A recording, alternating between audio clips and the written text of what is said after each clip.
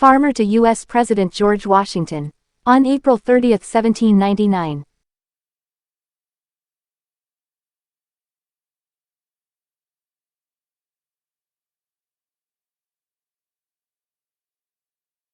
Farmer to U.S. President George Washington.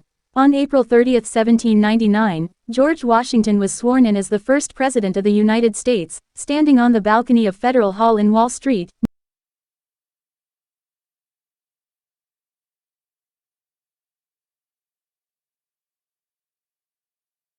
New York. He later wrote to James Madison, "In our present situation we shall first of all work to establish precedent. For my part, one sincerely hope that these examples will be founded on true principles."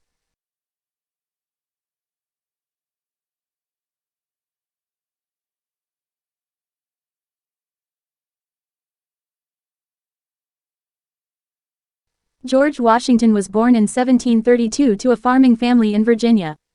There he received the moral education, manners, and knowledge required of an 18th-century Virginia gentleman.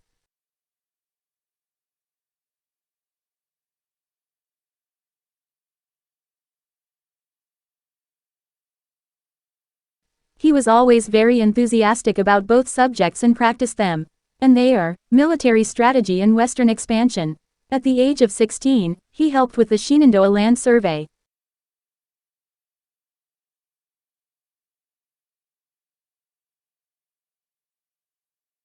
Commissioned as a lieutenant colonel in 1754, he first fought in what would later become the French and Indian War.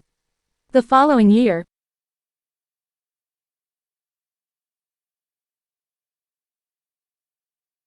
Washington served as an aide to General Edward Braddock.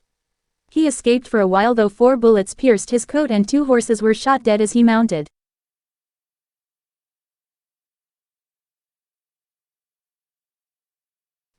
From 1769 until the American Revolution, George Washington tended his estates around Mount Vernon and served in the Virginia House of Burgesses.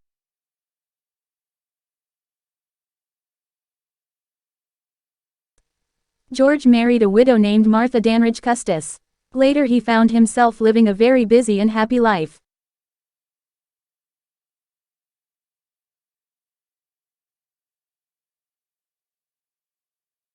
But like many of his companions, Washington felt oppressed by British traders and victimized by British regulations. As the conflict with the ruling country escalated, he gradually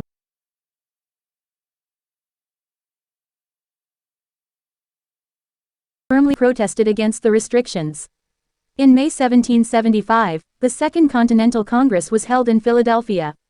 As one of Virginia's delegates, Washington was elected Commander-in-Chief of the Continental Army.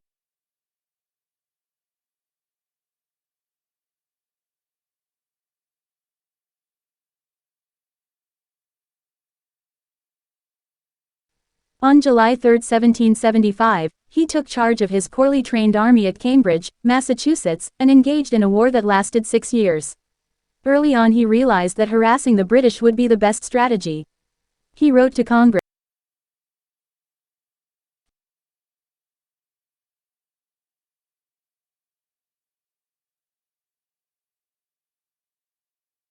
"Under no circumstances should we avoid any general action or risk anything unless compelled by necessity." Later battles saw him retreat slowly at first and then attack suddenly. Finally, with the help of French allies, he forced Cornwallis to surrender at Yorktown in 1781.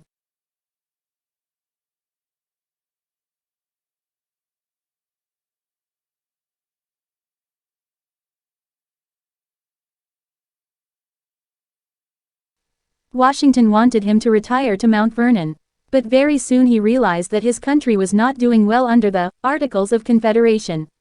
And that is why he played the role of the main entrepreneur behind the Constitutional Convention that was held in Philadelphia in 1787.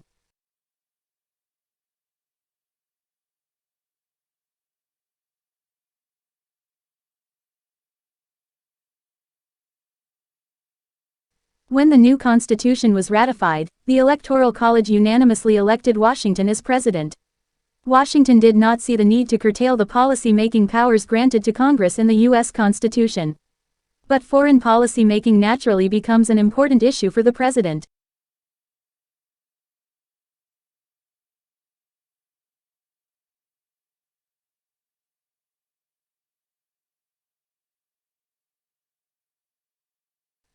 When the French Revolution led to a major war between France and England, Washington did not fully accept the advice of his Secretary of State, Thomas Jefferson, or Secretary of the Treasury, Alexander Hamilton.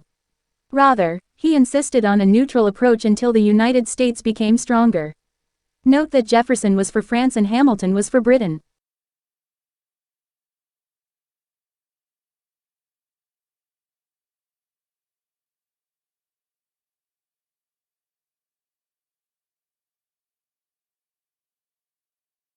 Although the matter was not to his liking, two factions were emerging towards the end of his first term.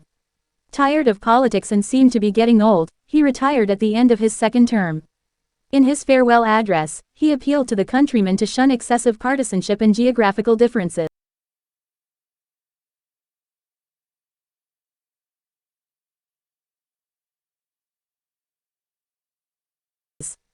In foreign affairs, he cautioned against long-term alliances. Washington enjoyed 3 years of retirement at Mount Vernon. Died on the 14th of December 1799 due to throat infection. The nation mourned him for months. By Aktaruzzaman, Bangladesh.